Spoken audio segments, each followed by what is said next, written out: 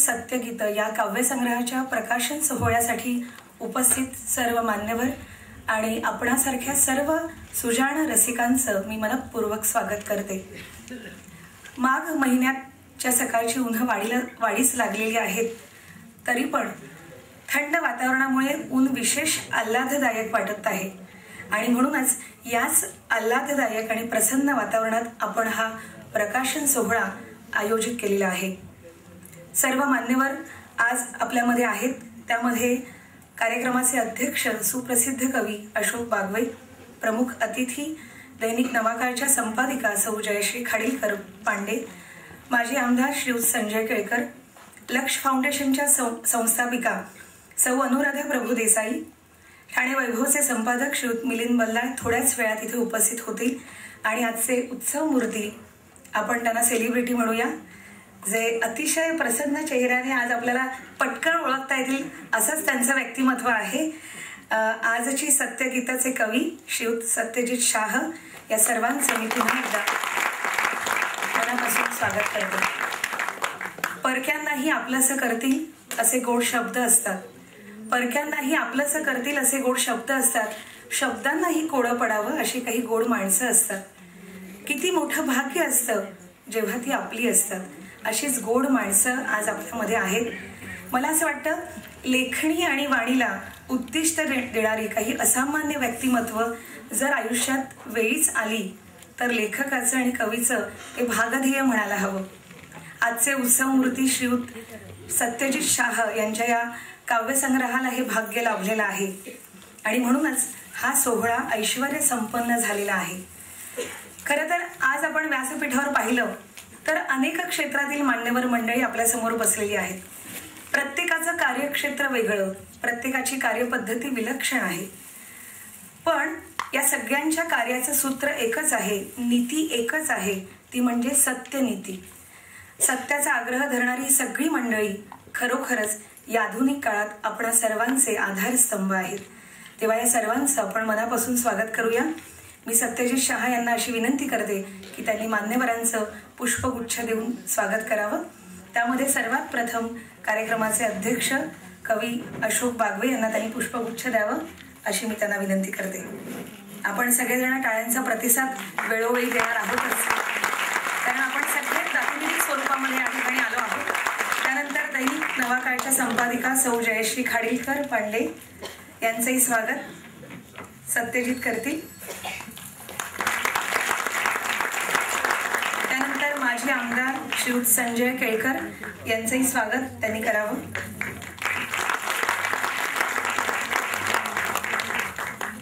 त्यानंतर लक्ष फाउंडेशनच्या संस्थापिका सौ अनुराधा प्रभू देसाई, अध्यापक प्रदीप ढवळ यांचंही स्वागत त्यांनी करावं अशी मी त्यांना विनंती करते। सत्याविण नाही धर्म तो रोकडा, जनाशी वाकडा मतभेद। मानवाचा धर्म सत्य हीच नीती, बाकीची कुनीती ज्योती म्हणे। मानवाला सर्व ठाई आराम मिळेल, सत्य हे सूर्यप्रकाशा इतकंच प्रखर मानलं जातं आणि हाच सत्याचा धागा घेऊन सत्यनीतीने वागणारे, नवयुगाचे वास्तवादी चित्रण करणारे मनस्वी कवी सत्यजित शाह यांच्या प्रकाशन सोहळ्यासाठी आपण उपस्थित आहोत। त्यांची पहिली कविता, त्या कवितेचं नाव होतं रस्ता। दैनिक नवाकाळमध्ये ती कविता प्रसिद्ध झाली आणि आज त्या रस्त्याचा महामार्ग होतो आहे, अर्थात एका कवितेचा काव्यसंग्रह। हा इतका सुंदर अनुपमेय प्रवास आहे आणि याचा अनुभव आपण सगळेजण घेतो आहोत। त्यांच्या सर्व कवितेत सत्याचा प्रखर प्रकाश तर आहेच, पण त्याचबरोबर अतिशय संवेदनशील असणाऱ्या त्यांच्या या कवितांमध्ये चंद्राची शीतलता सुद्धा आपल्याला जाणवते। मला असं वाटतं प्रत्येक माणसाची जशी कुंडली असते ना, तशीच प्रत्येक काव्यसंग्रहाची सुद्धा एक कुंडली असते। त्यामध्ये कवी, प्रकाशक, मार्गदर्शक, चित्रकार या सगळ्यांचे उत्तम ग्रह जर जुळून आले तर मला असं वाटतं त्या पुस्तकाचं यश खूपच त्याच्यावरती अवलंबून असतं आणि म्हणूनच आजच्या या पुस्तकाचं प्रकाशन आपण आजच्या मान्यवर मंडळींच्या हस्ते करणार आहोत। हो, तत्पूर्वी आपण सर्वात महत्त्वाच्या व्यक्तीचं स्वागत करायचं आपलं राहून गेलेलं आहे। त्यामध्ये आपले आजचे कवी सत्यजित शाह यांना पुष्पगुच्छ देतील शारदा प्रकाशनचे प्रकाशक प्रोफेसर संतोष राणे।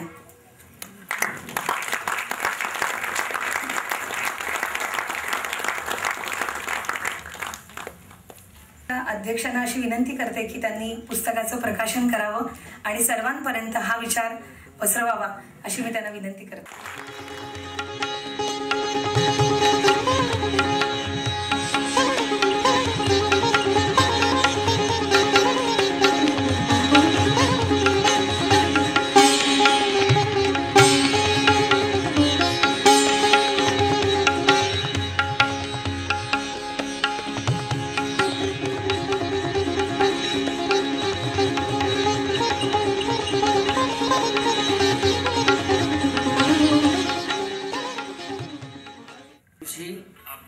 आजची सत्यगीता हा काव्यसंग्रह सत्यजित शाह यांचा प्रकाशित करताना मला अतिशय आनंद होत आहे आणि हे पुस्तक प्रकाशित झालं असं मी जाहीर करतो.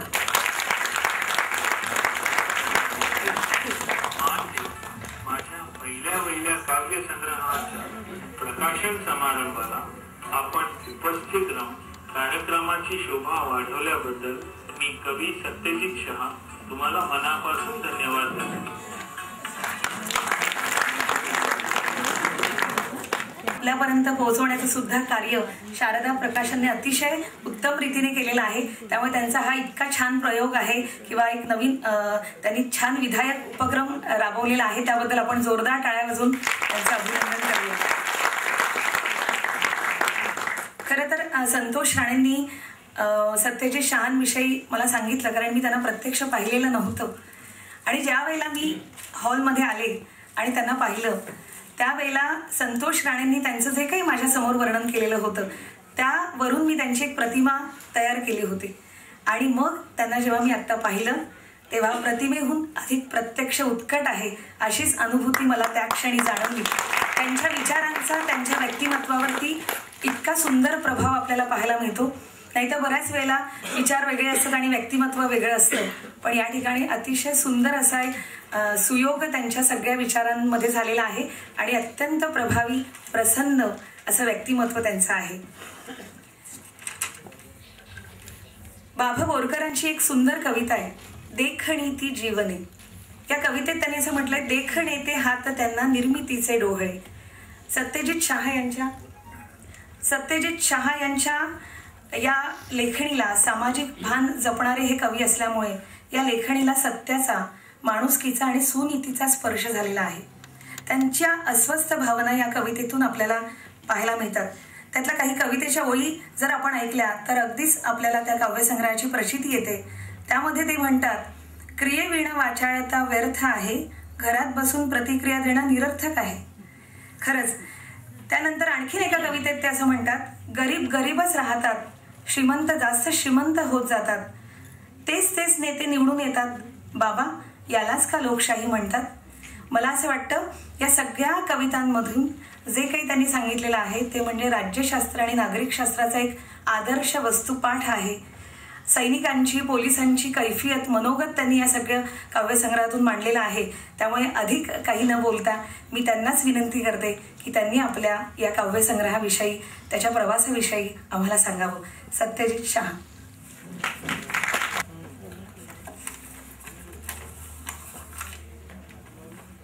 नमस्कार. मी एक नवकवी सत्यजित अभयकुमार शाह. सर्वप्रथम रविवारची एक हक्काची सुट्टी सोडून आमच्या सगळ्यांच्या विनंतीला मान देऊन या कार्यक्रमाची शोभा वाढवल्याबद्दल सगळ्या जमलेल्या आमचे मित्र, मैत्रिणी, नातेवाईक या सगळ्यांचा मनापासून आभार मानतो. त्याचबरोबर आता आपले जे सगळे प्रमुख पाहुणे, प्रमुख अतिथी यांनी पण माझ्या विनंतीला मान देऊन या कार्यक्रमाची शोभा वाढवली, त्याच्याबद्दल सगळ्यांचेच मी आभारी आहे. आता जी नवीन म्हणजे पुस्तकाचं उद्घाटन झालं, जे पहिलं पान उघडल्यावर जो माझा आवाज ऐकला, ती सगळी कल्पना आमचे एक तरुण मित्र पुरुषोत्तम, ती त्याची आहे. तर त्याने आता ही कल्पना त्याच्या डोक्यात आली की आपण म्हणजे त्याने हे मला एक प्रकारचं गिफ्ट म्हणून दिलं होतं. त्यामुळे आपण ही नवीन कल्पना सुरू करू. तर पुरुषोत्तम कुठे आहेस, ही त्याची कल्पना. तर त्याचा मनापासून धन्यवाद. हे माझं जे काव्य संग्रह रूपी पहिलं वहिलं अपत्य सगळ्यांसमोर सादर करताना मला अतिशय आनंद होत आहे. हा दिवस माझा मित्र निलेश आंबेकर, आमचे लाडके माजी आमदार संजय केळकर, नवाकाळ ठाणे वैभव आमच्या जयश्रीताई खाडीलकर, मिलिंद बल्लाळ, त्यांचे चिरंजीव निखिल बल्लाळ, संतोष राणे सर व इतर अनेक व्यक्ती यांच्यामुळे आला. अगदी अनुताई प्रभू देसाई यांचा जो झी 24 तासवर डॉक्टर उदय निरगुडे उदयनी घेतला होता इंटरव्ह्यू, तो इंटरव्ह्यू बघून मला 2 कविता सुचलेल्या आहेत.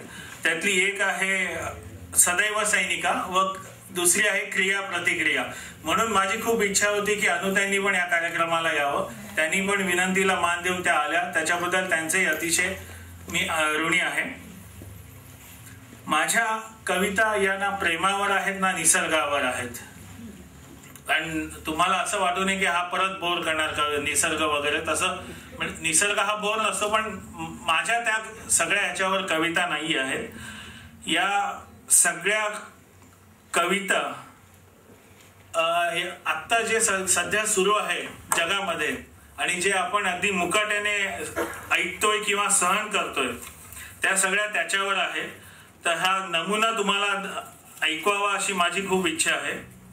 त्यातली पहिली कविता आहे आदरणीय वंदनीय. म्हणजे आता मी सांगायची गरज नाही ही कविता का लिहिली असेल, मी कविताच वाचून दाखवतो. हा माझा दुसरा प्रयत्न आहे कविता वाचन करण्याचा, तर थोडं समजून घ्या. मी तेवढं फ्लुएंटली नाही वाचू शकणार किंवा तेवढं फ्लुएंटली नाही बोलू शकणार. आदरणीय वंदनीय, पूजनीय माननीय. आदरणीय वंदनीय, पूजनीय माननीय, चाललंय सगळं निंदनीय. काहीच नाही आदरातून ना आहे मनापासून, काहीच नाही आदरातून ना आहे मनापासून, सगळी संबोधन फक्त भीतीतून. काम करा अशी व्हाल आदरणीय, काम करा अशी व्हाल आदरणीय, स्वच्छ प्रतिमा राखा व्हाल पूजनीय, समाजकारण करा व्हाल माननीय, मतदाराला किंमत द्या व्हाल वंदनीय, कराल वाईट काम व्हाल निंदनीय, सत्सद विवेक बुद्धीसाठी आहे सगळं अनाकलनीय, जे चाललंय ते आहे सगळं अशोभनीय, भारतीयांची अवस्था झाली अतिदयनीय. म्हणजे आता हे सगळं तुम्ही जे बघत असाल आदरणीय वंदनीय वगैरे जे काय सगळीकडे सुरू असतं, हा तो राग याच्यातून व्यक्त झालेला आहे. दुसरी पण एक जास्त नाही बोर करत, अजून एकच कविता म्हणजे तुम्हा सगळ्यांना कळण्यासाठी की कुठल्या प्रकारच्या ह्या माझ्या हातून लिहिल्या गेलेल्या आहेत कविता.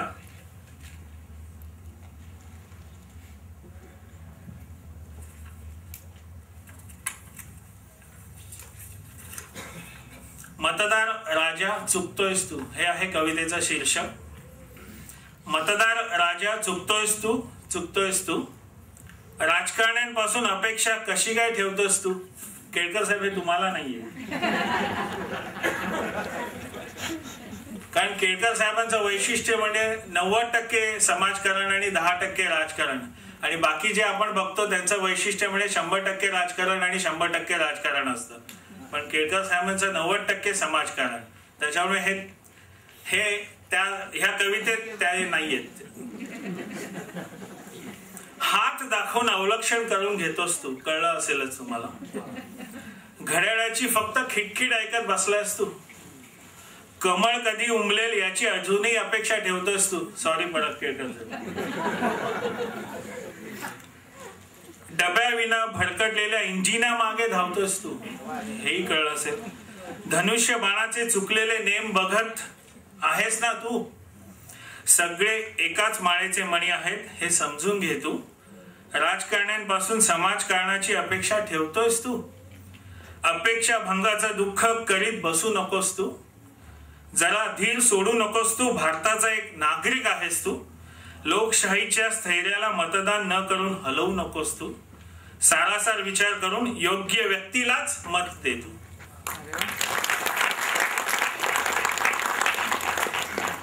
गेल्या 10-12 वर्षापासून माझ्या हातून ज्या काही लढे किंवा जे काही दिले गेले त्या लढ्यातून आणि आजच्या जगात जे काही चाललेलं आहे त्या सगळ्यातूनच ह्या कविता सुचलेल्या आहेत.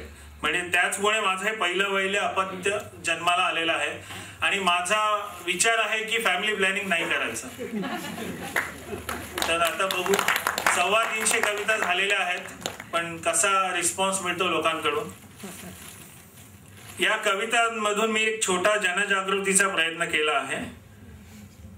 थोडंसं आजच्या समाज प्रवृत्तीबद्दल. आज प्रत्येक जण, मी, माझी बायको, माझी मुलं आणि माझा 2, 3, 4, 5, 6 बेडरूमचा एअर कंडिशन्ड फ्लॅट व पैसा याच्यातच फक्त मग्न आहे.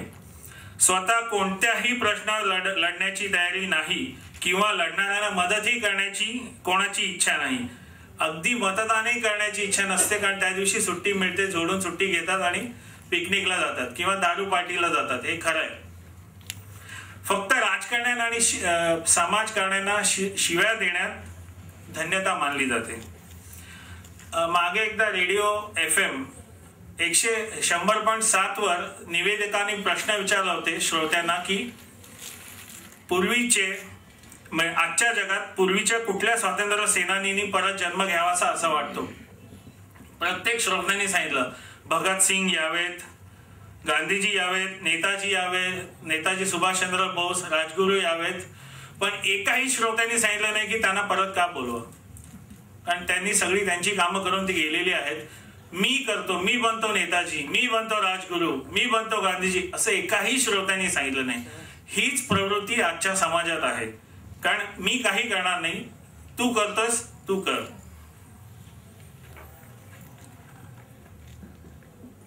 म्हणजे अगदी आम्ही कोपरी ब्रिज साठी सह्या घेतल्या, भटक्या कुत्र्यांसाठी सह्या घेतल्या. त्या सह्या घेण्यासाठी सुद्धा लोकांची मनधरणी करावी लागते. आता कोपरी ब्रिजचं मी एक उदाहरण सांगतो. 10 वर्षापूर्वी कोपरी ब्रिजचं एक्सपान्शन सँक्शन झालंय, 9 करोड खर्च होता. गेल्या 10 वर्षात काही पुढे झालेलं नाहीये. जेव्हा हा इश्यू आम्ही सह्या घेतल्या, संजय केळकर साहेबांना दिल्या. संजय केळकर साहेबांनी इमिजिएट ऍक्शन घेतली. PWDच्या लोकांना बोलवलं. त्यांनी सांगितलं सर आम्ही परत नवीन ड्रॉइंग बनवतो. रेल्वेला दिली. आता ती रेल्वेकडे ड्रॉइंगचे गेली आहेत, पण 10 वर्षामुळे 9 करोडचा खर्च 50 करोड झालाय आणि तो सगळा खर्च तुमच्या आमच्या खिशातून जातोय. आपण प्रत्येकाने हा गप्प बसलं तर तो 50 करोडचा 500 करोड होणार, पण तो काहीच पुढे जाणार नाही. आणि गंमत म्हणजे उद्या केळकर साहेबांच्या या धावपळीमुळे एक्सपान्शन होईल, पण जे होर्डिंग्स असतात अनधिकृत त्याच्यावर वेगवेगळ्या राजकीय नेत्यांचे फोटो लागतील की आम्ही हे केलं म्हणून, तरी आपण सगळे गप्प बसतो. हे फार चुकीचं आहे. आजच्या कॉम्प्युटर युगात एक ईमेल जरी आपण केला शासनाला तर त्याची दखल घेतली जाते. हे मी स्वानुभवावरून सांगतोय. पण आजचा भारतीय रोज फेसबुकवर वेळ घालवण्यात धन्यता मानतो. फेसबुकवर वेगवेगळ्या गोष्टी शेअर करतो. अगदी काही जण तर नियमित प्रोफाईल पिक्चर सुद्धा स्वतःचे बदलत असतात. ते करण्यापेक्षा आपण भारताचा पिक्चर बदलूया ना. स्वतःचा प्रोफाईल पिक्चर बदलून काय होणार. अगदी मला वाटतं की वेनसडे नावाचा जो सिनेमा आला होता नसरुद्दीन शाह, त्याच्याप्रमाणे जर प्रत्येकाने व्हायचं ठरवलं ना तर आपण भारत पटकन पुढे जाऊ शकतो. अजिबात वेळ लागणार नाही. एका चित्रपटात नाना पाटेकर म्हणतो की एक मच्छर आदमी को डॅश डॅश डॅश, पण मी म्हणतो एक जागरूक नागरिक सोये हुए सरकार को भी जगा सकता है. आणि असे जागवणारे आपल्यामध्ये आज पंचाक्षरी साहेब आहेत, निलेश आंबेकर आहे, राजेश जाधव आहेत, असे बरेच जण आज आलेले आहेत. तर असं प्रत्येकाने जागरूक नागरिक व्हा, ना की पैशासाठी जागरूक, बाकी समाजासाठी पण करावं लागणार आहे. माझं आवाहन आहे की उठा, अतिशय घातक असलेली अन्याय सहन करणारी ही सहनशीलता सोडा. उठा, या सगळ्या ठोकशाहीला विरोध करा. आपण सगळे गप्प बसून ऐकतोय. आता एक छोटीशी शेवटची कविता. कोणीतरी आहे सांगितलं, वाचाल तर तुम्ही वाचाल. बरोबर आहे वाचकानो, जर तुम्ही वाचाल तर तुम्ही वाचालच. आता माझं एक तुम्ही ऐकाल. जर पुस्तकं विकत घेऊन वाचाल, मित्रांना अपटेष्ठांना ही पुस्तकं भेट द्याल तर नवकवींनाही प्रोत्साहन मिळेल अनेक लेखकांनाही प्रोत्साहन मिळेल. आशा आहे तुम्ही हे अंमलात आणाल. जसं एक कॉर्पोरेट सोशल रिस्पॉन्सिबिलिटी नावाची गोष्ट असते, तशी एक मी स्वतःसाठी ICR ठरवलेला आहे. ISR, individual social responsibility. त्या प्रमाणे मी माझ्या पुस्तकातली 4 पानं आमच्या विद्यादान सहाय्यक मंडळाला दिलेली आहेत. त्यांचा हा ब्रोशर याच्यामध्ये आहे. आणि मी आता आमच्या भाऊ नानिवडेकरांना माझ्यातर्फे, कारण मी या पुस्तकाच्या विक्रीतले काही पैसे विद्यादानला देणार असं माझ्या मनात आहे, पण मी राजकारण्यांसारखं न करता देणार नाही, भविष्यकाळ नाही. मी वर्तमान काळातच आत्ताच आमच्या भाऊंना मध्येच एका भाषणानंतर भाऊंना वर बोलवून त्यांच्या हातात मी 5,555 म्हणजे या पुस्तकाची विक्री होऊ न हो त्यांच्या हातात तो चेक देणार आहे. धन्यवाद.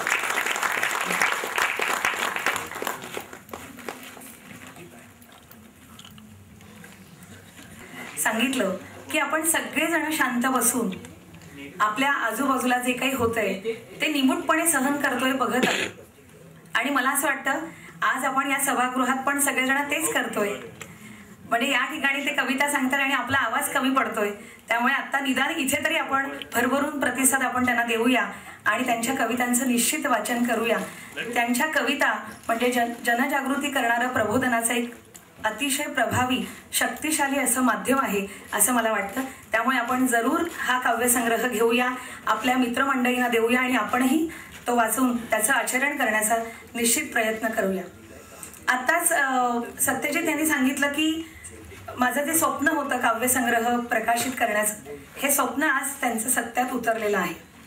एक छोटासा किस्सा सांगते की स्वप्न आणि सत्य यांच्यामध्ये सर्वश्रेष्ठ कोण या विषयी वाद झाला आणि मग परमेश्वर म्हणाला की ज्याचे हात उंच आकाशाला भिडतील आणि ज्याचे पाय जमिनीला राहतील तोच सर्वश्रेष्ठ असणार आहे. स्वप्नाला काही आपले पाय जमिनीवर टेकवता येत नव्हते, हात मात्र आकाशाला भिडत होते. सत्याचे पाय जमिनीवर होते पण हात काही आकाशाला भिडत नव्हते. आणि मग शेवटी सत्याने स्वप्नाला आपल्या खांद्यावर घेतलं आणि ते स्वप्न सत्य झालं. आणि मला असं वाटतं शारदा प्रकाशनने सत्यजित शहा यांचं हे स्वप्न खांद्यावर घेतलं आणि आज ते प्रत्यक्षात उतरलेलं आहे. त्यामुळे हे स्वप्न सत्य आहे हे जास्त महत्वाचं आहे, कारण सगळी स्वप्न अशी खूप छान सुंदर अशी देखणी असतात, पण हे वास्तवाचं चित्र आहे.